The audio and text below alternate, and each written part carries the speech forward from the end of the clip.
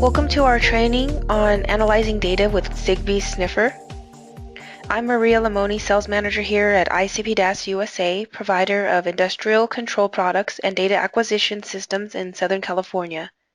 We provide automation hardware and software solutions, including Zigbee Alliance-based wireless equipment. Today we're going to be discussing analyzing data with Zigbee Sniffers, and we'll go over Zigbee and Zigbee Sniffer technology, software utilities for analyzing Zigbee packet data, Zigbee I/O pairing, and wireless data acquisition with SCADA software. Robert Morale from our technical support department will demonstrate Zigbee wireless data acquisition with SCADA software at the end of the training. If you have any questions at any time, please enter them into the chat box. ICPDAS was established in 1993. Our headquarters is located in Hsinchu, Taiwan. ICPDAS USA was launched in 2001 to support the North and South American markets. We have over 100 R&D engineers and work closely with them to develop new products, add features to our products, and to support our customers. Most of our products are RoHS compliant and lead-free. We have our ISO 9001 certification, which ensures we meet product statutory and regulatory requirements. We are a Microsoft partner. Wireless communication allows devices to communicate over radio waves without the need for data transmission through cables. Can you imagine being inside of a coffee shop and long Ethernet cables running everywhere so people could use their internet connection?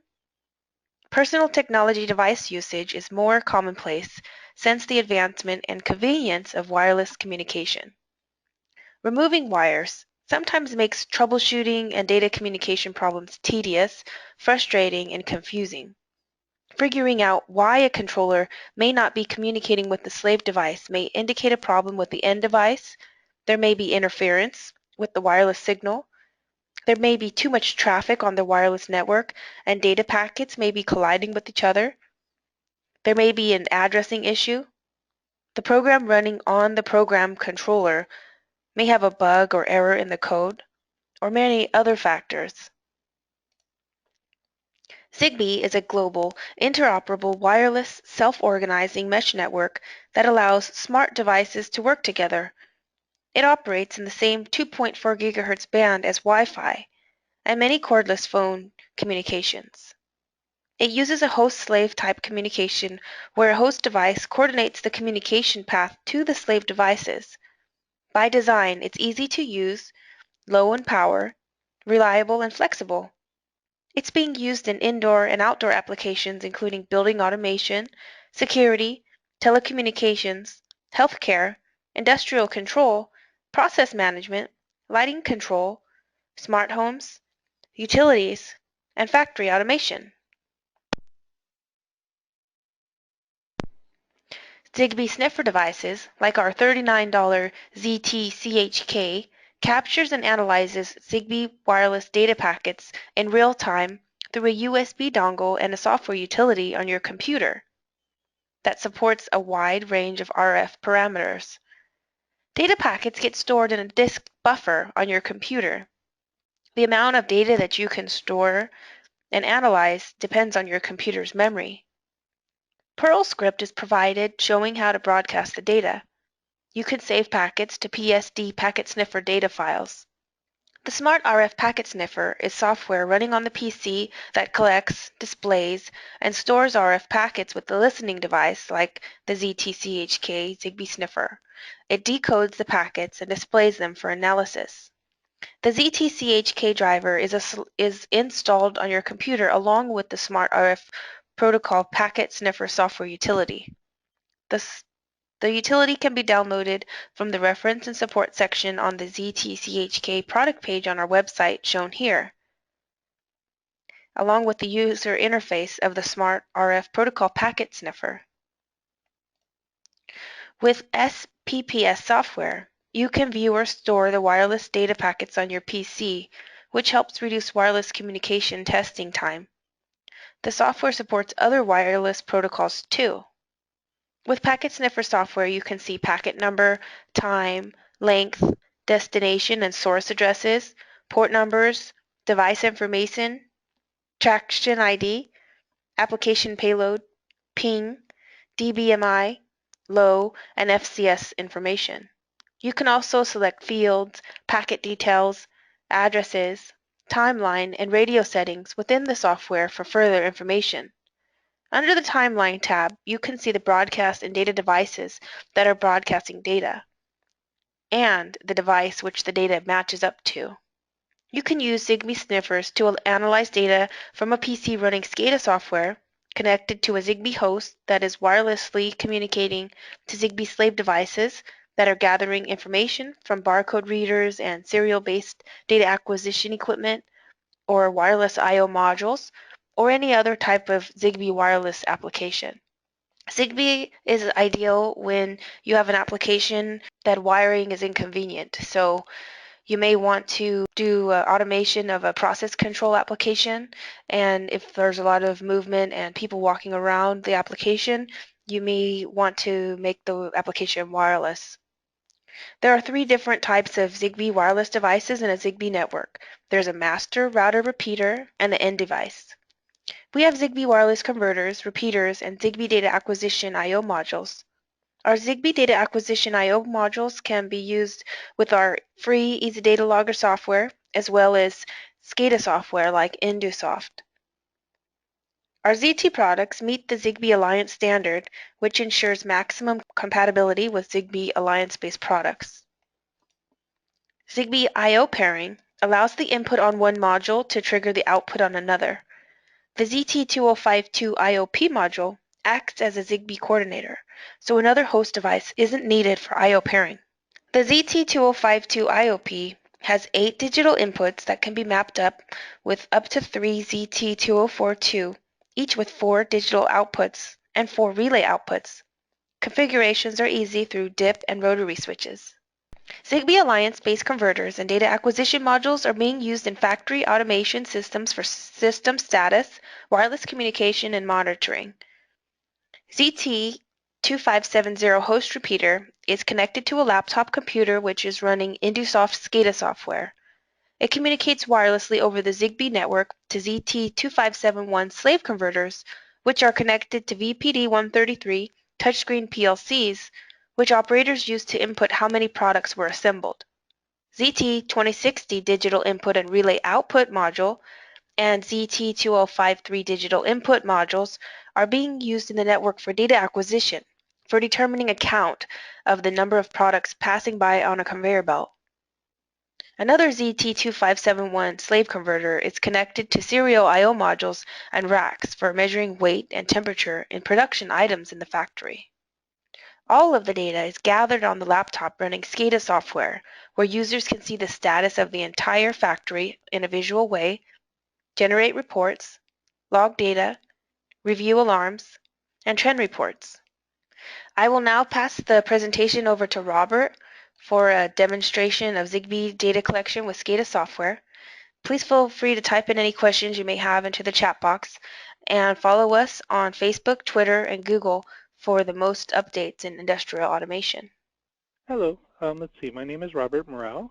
Let's see, I'm working in the technical support department here at ICPDASUSA. Today, let's see, Maria went over our Zigbee Sniffer technology. The Zigbee Sniffer technology works in conjunction with our Zigbee Alliance data acquisition modules and Zigbee routers and repeaters. With the Zigbee Sniffer, you can analyze packets being sent through your data logging or data analysis system. With this, you can use it to troubleshoot connectivity to your device, and with each Zigbee I/O module, you can analyze the packets being sent to the host coordinator. Today I'm going to show you how to use our Zigbee I/O modules with Easy Data Logger software. You could also use the Zigbee Sniffer in conjunction with this to analyze packets to figure out and troubleshoot why something may not be connecting properly. The Zigbee products, specifically the Zigbee I/O modules, specifically have certain protocols built into them. So the modules themselves will be putting out data in either decon format Modbus RTU or Modbus TCP. So you just simply match the protocol that the Zigbee I/O modules or data source put out, and you create your SCADA connection as if it were a wired system. So from within Easy Data Logger, you just simply open a project, create a new project, go to Group Setup. Actually, you know what? Let me create a new project. Let me close. Oops. Close this. Go back to Home. Project New. Okay, we'll call it Demo 24. Okay, so I have a brand new project. From here, you click on Group Setup. First, you must install your driver. The driver, again, is based on the data format which you specify for your Zigbee I/O module. So we have many choices. The most common are Decon protocol, Modbus serial, which is also Modbus RTU, and Modbus TCP. Again, this protocol must match that of which the data source is connected. So for instance, I'll create a Modbus TCP connection. The host ID or host address would be the IP address of the module connected to your PC, so it would be the ZT2570 in this case. Let's see, we could just create an IP address, 68.255.10. You click Install, and then from here you just add a device, and the device specifically must have at least one of our modules to use Easy Data Logger with. But you can also use third-party ones once you meet that requirement of having one of ours. By selecting or choosing a module from the list, all it does is populate the bottom portion right here with the I/O number of channels. So you can also just select enter numbers by yourself at the bottom, type in the slave ID of your Modbus TCP device, and just call it like M7060. Which is one of our relay output modules. This one, again, is the M module, but within the Zigbee host system, you can configure a Modbus gateway feature which can communicate Modbus serial devices through the ZT2570. So then from here, we just add the number of I/O channels. In this case, it's 0 through 5 for a total of 6. And there's also let's just do the first 2 digital inputs. So there's a digital input 0 and digital input 2. Click on Add, and then let's see, we close this and close this. Then under our DI list, we'll see our 2 digital input channels and 6 digital output channels. From here, we'd select the channels which we want to add to the list to be logged. Right here, we see our list. And if you want to configure the picture associated with each one in the HMI screen, you can do that here, just simply by clicking here and just selecting whatever picture representation you want, or you can create your own. Let's see, I'll just select the blue circle. So like that, and just click Modify to save it. Oh, and by the way, you can also change your tag name here. So for instance, you want to call it maybe main underscore light. And then if you want to create some control logic to turn on the light from certain input conditions, you could do that within the control logic. And using virtual channels, you can create and manipulate data as well.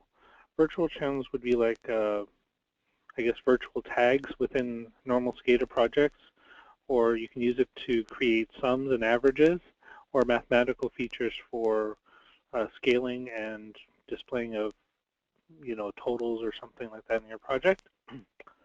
Once you've added all your channels to the channel list, they'll appear over here next to the appropriate type of channel. And then from there, you click on Home, and you can start your project by clicking the Start button.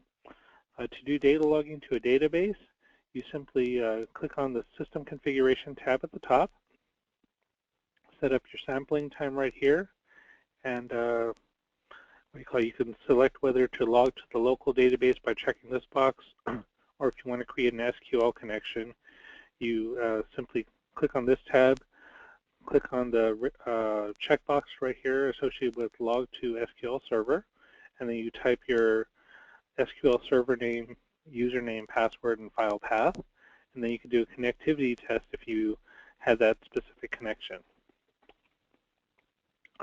From here, within Easy Data Logger, we have a trend curve, which we can use to see the current status of the tags. With the 7060, I only had digital tags, so they'd appear here at the bottom. If you had analog tags, they'd appear here at the top. And then from here, also in the layout screen, you can see the status of each individual output. Again, let's see, this is that image that I selected earlier where I used the blue circle. The default image shows up as these. So you can simply change those. You can put a nice background image to simulate a control panel if you wanted. And you can, rename the tags here if you wanted as well by simply right-clicking, go to tag name, or actually, I'm sorry, do a nickname, and change it right here. Let's see, if you wanted to change the background color, you can change that. You can change the font color. You can pretty much edit the screen however you want, and it'll act like a HMI. To return back to Easy Data Log, you simply click on the Home button. Oh, actually, I'm sorry, you just minimize this. And let's see, from here you could do a simulation. Over here you'd see the device state if you're connected. Since I'm in simulation mode, we'll just see various changing of the values using the simulation mode. For the outputs, we can double click on the channel and turn them on, turn them off, invert them. Inverting just makes it the opposite state of what it currently is. So you can do that. Let's see, you can change the color or disable tracks by clicking here and changing the color, or you can unclick it and only display like 1 or 2 or however many channels you want. Let's see, from Easy Data Logger, you can connect to your I/O devices, which are connected through the Zigbee modules, and then again use the Zigbee Sniffer technology to analyze the packets, verify the Modbus TCP, Modbus RTU, or decon commands are coming through properly and at a and communication is good. From our Zigbee utility, which I have here, we also have our Zigbee topology tool, which can be used to analyze signal strength. So from here, click on ZT topology tool. From the topology tool, you can create connections, scan the network for Zigbee modules.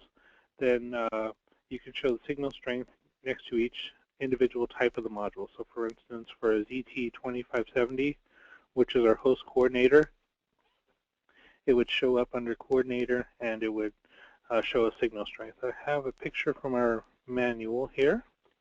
So from our manual, you'd see something like this. Once you scan the network and associate the individual model numbers with each individual device, and each each individual Zigbee device has to have its own identifier number. So once you associate that number with a specific device, it'll show up in the proper category, and you'll be able to see the signal strength. And you can also, let's see, here we go, add a nice background image to make it so that it looks like your application. So for instance, if it was deployed on a street, you could have something like this where you can just use a Zigbee Sniffer tool or Zigbee topology tool, put a map screen, and then drag and drop the individual icons at its approximate location to represent your application, and then you can save this and reopen it next time so that you can know the signal strength and monitor the Zigbee signal strength. Then you can use the Zigbee Sniffer tool to analyze the packets once you've established good signal quality. Does anyone have any questions? Anthony is asking, does the sniffer work only for ZT products, or will it work for any vendor products like Schneider Zigbee-enabled thermostats? And it has to be a Zigbee Alliance product, and it has to be the right type of Zigbee Alliance product. But if we so get the model we can probably look that up and see if it's compatible. So the But software is typically, actually a TI product. The yeah. software is made by Texas Instruments, and it actually works with other protocols, including Bluetooth. And in the software itself, there's options for other Zigbee protocols. So I don't think it has to be used with only our products. I think you can also probably use it with um, other products, but we would only do the free tech support for our products. And we can look into compatibility as well. If we can get a data sheet for your device, then we can use that to help try to figure out if the Zigbee Sniffer will work with your device. I have the software here installed on my computer, and I can see the Zigbee option says IEEE 802.15.4/Zigbee. And then there's another one that says /Zigbee, and then it has in parentheses CC2420. So those would be the options for you to try. Another question is, can you use the sniffer to determine if there are excess unneeded routers in a network? I would suggest maybe using Wireshark. It's a different free wireless software monitoring tool for that, but this is more, seems like it's for, Packet analysis. well, you can use that Wireshark for something similar, but this is more for like Zigbee and a Bluetooth type of monitoring. But like, I guess if you're talking about Zigbee, extra Zigbee routers in a network, um, because each end device works as a repeater, and so I guess if you were broadcasting the data and each end device was acting as a repeater, um, the host should determine the most efficient path, but it might help you to optimize your topology. What do you think, Robert? Let's see. I didn't hear the complete question. I actually got confused, but let's Okay, see. he said, Does the question have to do with multiple coordinators or hosts in the um, system? the question says, can you use the sniffer to determine if there are excess unneeded routers in a network? And what did he mean by routers? Did he mean hosts, or did he mean just other uh, devices from another network, for instance? So if you could clarify your question, we can help answer you in greater detail. Because each Zigbee network has to have its own channel. So specifically when you use a Zigbee sniffer, you'd want to sniff for devices on a specific channel, which would be part of this network. A different network ideally would have a different channel number. If there are multiple networks with the same channel numbers, they'll interfere with each other. So that would be, a bad topology to begin with. Okay, Phil has a question. Is there a practical limit for number of devices in close proximity? He's concerned with collisions, latency, bandwidth reduction due to meshing. We have had some issues with that, specifically like if they're too close together, you can simply remove the antenna and dampen the signal strength. Also within the Zigbee products, there's also the ability to decrease the signal power, so you can do that too, to minimize that. With wireless technology, there's always the possibility of that, plus interference from, say, standard RF radios or other devices like that, which broadcast on the same frequency.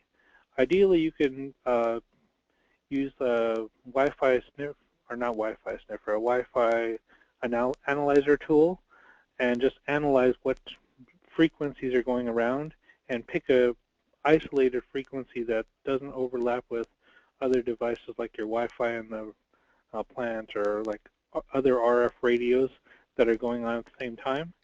So you can use that to choose your channel and also minimize the interference or possibility of interference. So Phil, if you want to email us your application diagram, we could do some testing for you and also help to determine the limit for the number of devices in close proximity to best help you. And you could also use something like the Zigbee topology tool shown on my screen. You can monitor the signal strength. Signal strength and signal quality are some of the most important aspects of Zigbee communication. So using this tool, you can monitor whether the signal strength is good. Assuming it is good and very good, then it's a matter of analyzing the packets and packet-per-packet collisions using the Zigbee Sniffer. Okay, and then Stefan is asking what is the range. The Zigbee products we provide can communicate up to 700 meters, and that can be extended to over a kilometer with our use of antennas. So we also provide antennas like ANT-8 is an omnidirectional antenna, so it broadcasts over an oval.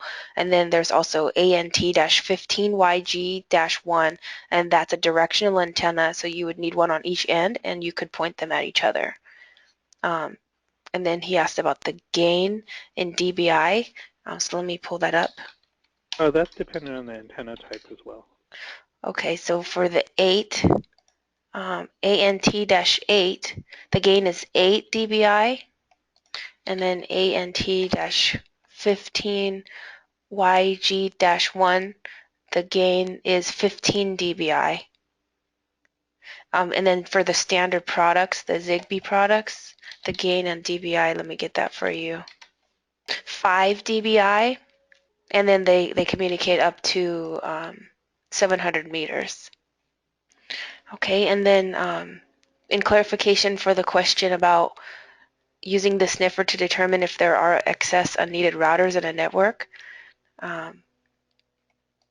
they said they sprinkled numerous routers around a hill in an effort to reach a distant end device. How would they determine the path from the coordinator to the end device in order to identify any unused repeater routers? So in case of our equipment, each device can communicate up to 700 meters, like line of sight. So if you wanted to use an antenna, then you could communicate up to a kilometer, and then that one, you could put another one on the other end of the kilometer, and then put another repeater. And so that's kind of how you could use to determine. But if you wanted to use the sniffer, you could look at the packets and see if the data got across with the source and the destination. For example, send a command out, and then in your program, whatever you sent, like for example, our data acquisition equipment, you could send a serial string to the end device, and you can expect a particular result back, like data about a particular I/O channel being on or off. And you have anything to add, Robert? No, you pretty much covered it. Let's see. For monitoring of Zigbee networks, we have these two tools, the Zigbee topology tool and Zigbee Sniffer. They, help you with, I'd say, most of the wireless problems that can occur in your system. Other than that, you can use standard like Modbus utilities to test communication, send packets. Yeah, that's about it. That's all I can think of at the moment. Okay, and then Stefan is asking about horizontal or vertical polarization of the antenna. So I see it says for the ANT-15, it says the polarization is linear. The ANT-8, let's see, polarization also says linear. Phil is asking, are the networks fixed on a specific channel, or can they be configured to hop autonomously to continuously improve data integrity? So with the, go Within ahead. the Zigbee configuration tool, you specify the channel which the Zigbee network is configured with. If you want to change the channel, you'd have to log into the software with each module and physically change it. Some of the I/O modules also have a rotary switch, which you can use to change channels, but you would use some sort of like Wi-Fi analyzer to see what channels are optimal. That's ideally the best way to do it in the beginning. Before first setting up the network, look to see what networks already exist and what channels are optimal. There are also certain ones that are suggested within our manual that I guess tend not to be with or overlap with standard like Wi-Fi and what do you call it? Home telephone like wireless 900 and 2400 megahertz bandwidth. If you have any other questions, go ahead and type them into the chat box. Otherwise, please feel free to send us an email or to give us a call anytime. We would love to help you. And thanks so much for attending our training.